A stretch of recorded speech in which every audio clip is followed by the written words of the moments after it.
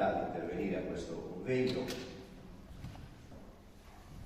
che vuole essere un'occasione per noi indipendentisti sardi di intraprendere delle utili relazioni con altre organizzazioni che si battono per la libertà delle proprie nazioni del Mediterraneo, a cominciare proprio dalla Sicilia, un'isola a noi vicina e con la quale credo condividiamo tante questioni in comune che potremmo anche decidere di affrontarle in maniera più sinergica.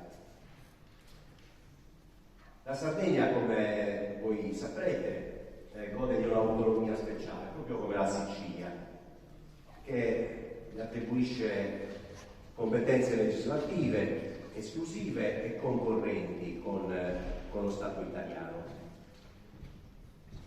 E il funzionamento della macchina politico-amministrativa in Sardegna è normato dallo statuto speciale approvato con una legge costituzionale del 1948. Ecco, questa condizione di specialità non ha consentito alla Sardegna di crearsi uno sviluppo autonomo e slegato dagli interessi dello Stato centrale. Infatti, una classe politica e dirigente locale, espressione dei partiti italiani e dei gruppi di interesse italiani, ha impedito sempre una seria negoziazione Stato-Sardegna, volta a garantire un diffuso benessere alla popolazione sarda. Lo scontro, neppure quello istituzionale, è contemplato da questa classe politica autonomista, la quale vive infatti di luce riflessa dei mandanti italiani. 70 anni di autonomia hanno dimostrato che questa formulazione, questa formula istituzionale non può funzionare per governare quelli che sono gli interessi della nazione sarda. Proprio in concorrenza con questa idea autonomista, sin dagli anni 60 si è sviluppato un pensiero, si è dato forma ad un pensiero indipendentista, basato sulla necessità di emancipare la nazione sarda dalla gabbia di uno Stato italiano che ha sempre considerato la Sardegna come una colonia interna. L'idea indipendentista ha subito trovato diffusione tra il nostro popolo, sino a condizionare, anche se solo formalmente, i partiti più spiccatamente autonomisti. Basti pensare che lo stesso Partito Sardo d'Azione, che in questo momento esprime il presidente della regione, formalmente per statuto è un partito indipendentista, che si definisce indipendentista. Il pensiero indipendentista quindi nella classe politica non viene mai pubblicamente avversato, e questo perché i partiti italiani che operano in Sardegna e anche gli altri partiti autonomisti sono ben consapevoli della forte radicazione, del forte radicamento dell'idea indipendentista nel nostro popolo. Tant'è che noi diciamo che proprio durante il periodo della campagna elettorale tutti si danno una bella tinteggiata di indipendentismo per poter avere maggiore consenso. Ecco, nonostante ciò però le organizzazioni indipendentiste non hanno una rappresentanza istituzionale capace di modificare questo quadro politico, che è un quadro politico italiano. Questa assenza è determinata nella qualità, quantomeno, da due fattori. Primo, perché l'autocritica fa sempre bene, è determinato dal fatto, dalla incapacità organizzativa delle numerose organizzazioni indipendentiste, movimenti, sigle nazionaliste, di trovare formule politiche che possano catturare il consenso elettorale oltre che quello idealistico. L'altro problema che abbiamo è una legge elettorale che è stata volutamente predisposta dai poli italianisti, centrodestra e centrosinistra, per evitare qualsiasi forma di opposizione e qualsiasi tentativo, come dicevo prima, di scardinare quello che è il quadro politico italiano. Nel 2014 Progress si è fatto promotore di un'operazione politica innovativa ed è riuscita attraverso questa formulazione a raggiungere con il candidato presidente indipendentista 75.000 voti. Nonostante ciò, nonostante questi decine di migliaia di voti, nessun indipendentista è riuscito ad essere eletto nel Consiglio regionale. Quindi un'assenza di rappresentanza particolarmente forte. Anche successivamente, nel 2019, ci sono state altre formule che sono state in qualche modo elaborate anche da noi, in particolar modo Progress ha contribuito a dar vita a una formazione elettorale, Sardi Liberi, che ha raggiunto decine di migliaia di voti. Complessivamente con le altre liste indipendentiste presenti a quelle elezioni sono stati raccolti 57.000 voti anche nel 2019, eppure anche in quell'occasione nessun indipendentista è stato eletto al Consiglio regionale. Questa situazione di mancanza di rappresentanza è in qualche modo mitigata dal fatto che abbiamo gli indipendentisti, le organizzazioni indipendentiste, i movimenti indipendentisti hanno diversi amministratori locali.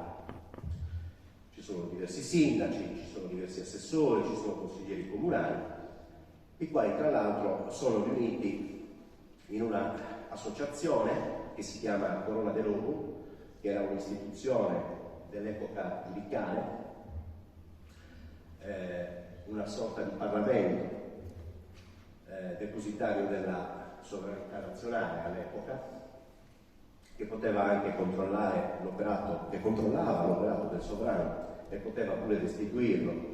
Questo, volendo ripercorrere un po' di storia, ci dimostra anche quanto certe istituzioni dell'epoca giudicale, in quelle che sono le nazioni senza Stato, erano molto più all'avanguardia di tante altre.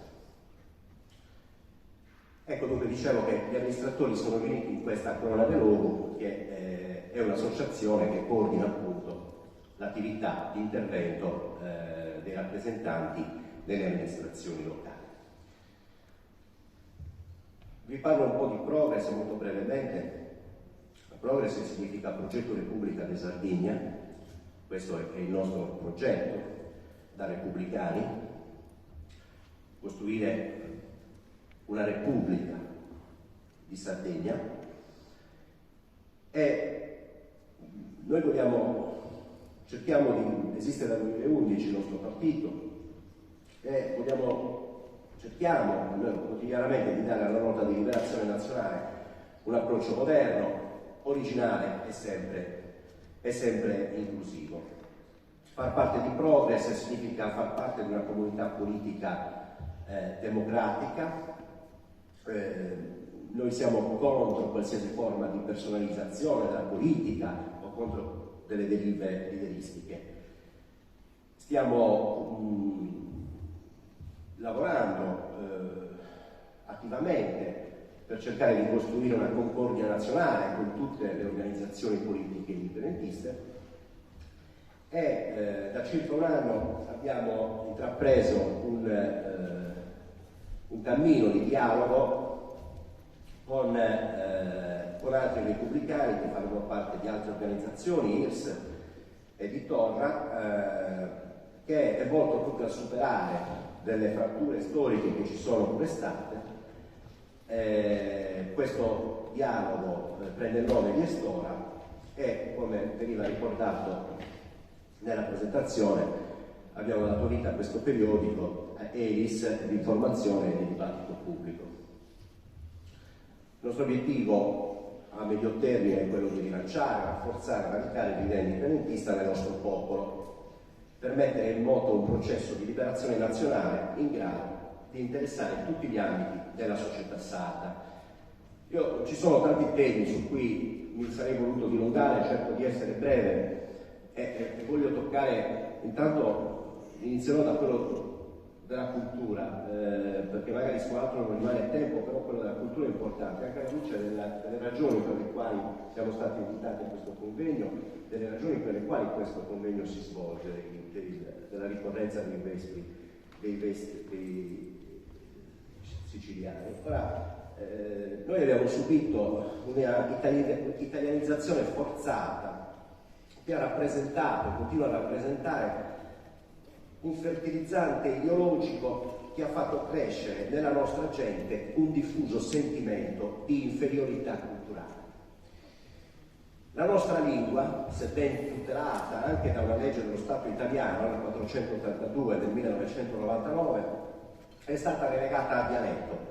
Non gode di alcuna considerazione nella scuola, tantomeno nella ufficialità.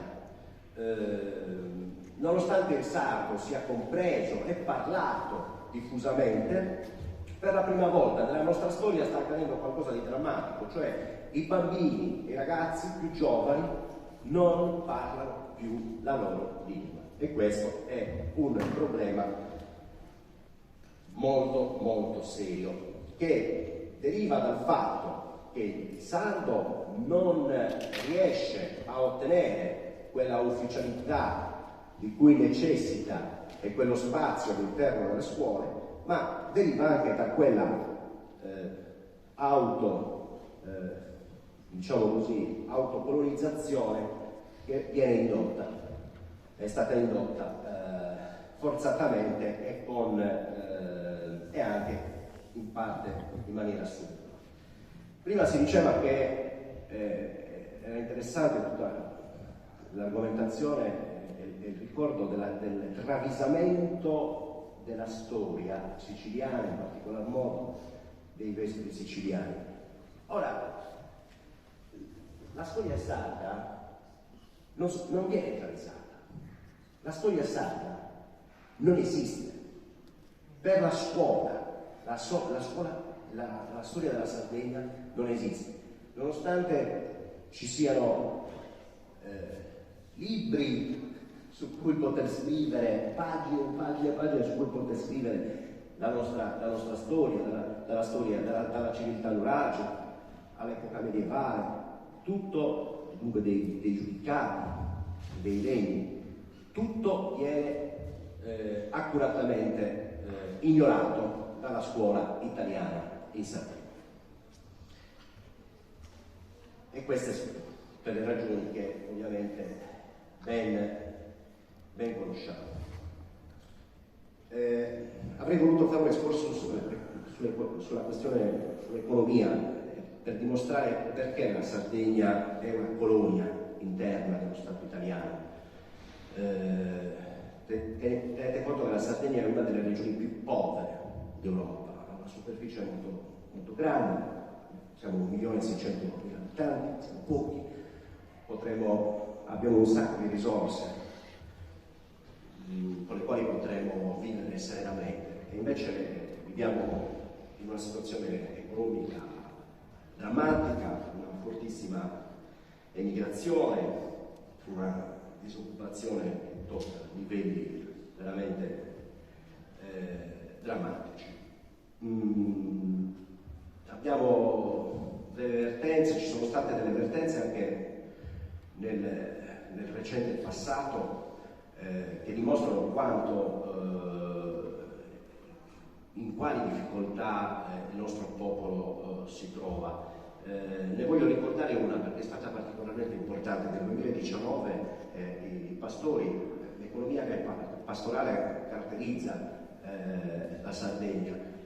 I pastori hanno deciso di scendere per le strade e attraverso una simbolica protesta gettavano per le strade il latte che veniva gettato, e questo è andato avanti per settimane per questa protesta, con una grande solidarietà popolare. Ebbene, pensate che un litro di latte all'epoca veniva pagato 60 centesimi, quindi sostanzialmente i pastori con questa protesta volevano sostanzialmente dimostrare che il frutto del loro lavoro non aveva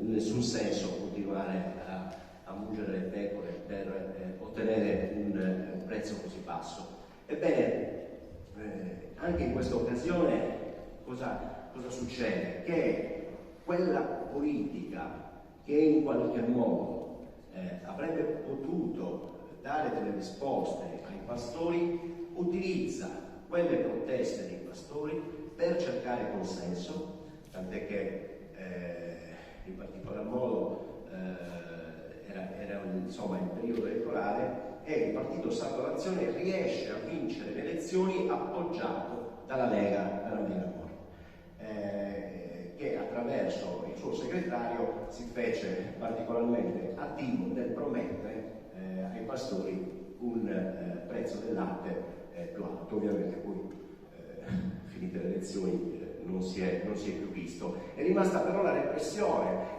perché attraverso il decreto sicurezza, che era stato proprio approvato su iniziativa dell'allora ministro degli interni, è stato ripristinato il reato di blocco, ripristinato e inasprito il reato di blocco stradale, che prevede delle pene anche sino a 12 anni. Ebbene, ora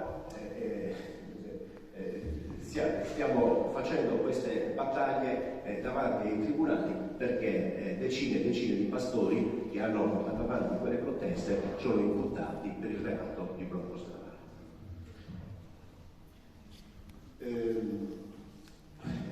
Voglio infine occuparmi, se ho ancora tempo, spero di sì, perché è una questione particolarmente importante, la lascerò delle altre. Vi voglio perché è la madre un po' di tutte le nostre battaglie, quella contro l'occupazione militare della Sardegna. La Sardegna sopporta oramai da 70 anni un'occupazione militare senza uguali. Il 60% delle strutture militari, delle installazioni militari dello Stato italiano sono in Sardegna. Abbiamo 3 poligoni che sono tra i più grandi d'Europa, sono i più grandi d'Europa, dove periodicamente vengono svolte delle esercitazioni militari, dove periodicamente vengono testate nuovi armamenti da parte delle industrie private e dove periodicamente creano una situazione dove permanentemente provocano una situazione drammatica per le popolazioni che insistono in questi territori. Un sottosviluppo economico, perché laddove ci sono le basi militari non può esserci nient'altro, non ci deve essere nient'altro, più quei terreni sono disabitati meglio è, nessuna attività economica può essere consentita vicino alle basi militari, e vi è un problema anche di carattere ambientale e sanitario non indifferente. Abbiamo la stessa magistratura italiana si è dovuta occupare della questione e ha iniziato dei processi per disastro ambientale, per omicidio plurimo, perché la situazione è talmente drammatica. Devo dire che purtroppo l'esito di questi procedimenti è tutt'altro che confortante e positivo, essendo nell'ultimo periodo la magistratura più occupata di perseguire chi manifesta contro basi militari, tant'è vero che ci sono a processo decine di militanti, di attivisti contro le basi militari, che sono accusati di tutta una serie di reati che avrebbero commesso durante le manifestazioni, con l'aggravante, si fa bene, con l'aggravante del terrorismo. Nel 2014 abbiamo organizzato, tutte le forze indipendentiste, una grande manifestazione davanti al poligono di Capofrasca, che è uno dei più importanti, dove si svolge una delle attività, diciamo così, particolarmente devastanti, e eravamo oltre 12.000 persone. Quindi anche su questo fronte riusciamo a lavorare, a coinvolgere. Il problema è che poi, come sempre, quando qualcosa sta funzionando, intervengono gli strumenti repressivi che inevitabilmente scoraggiano poi anche alla partecipazione di queste manifestazioni. Io volevo fare un appello, l'ho fatto qualche settimana fa quando sono stato intervistato da un giornale basco a Berlia, e dicevo in sostanza: la lotta contro l'occupazione militare deve essere patrimonio comune di tutte le nazioni senza Stato, perché la lotta contro l'occupazione militare non è soltanto una lotta per un ambiente più pulito, non è una lotta per diciamo così, per un ambiente più salubre, ma è una lotta per la pace. E noi che rappresentiamo le nazioni senza Stato dobbiamo comunemente portare avanti questa battaglia per la pace. E quindi ho voluto, come dire, approfittare di questo incontro per lanciare questo appello, che poi se verrà accolto troveremo sicuramente le formule per poterlo declinare meglio. Grazie a tutti.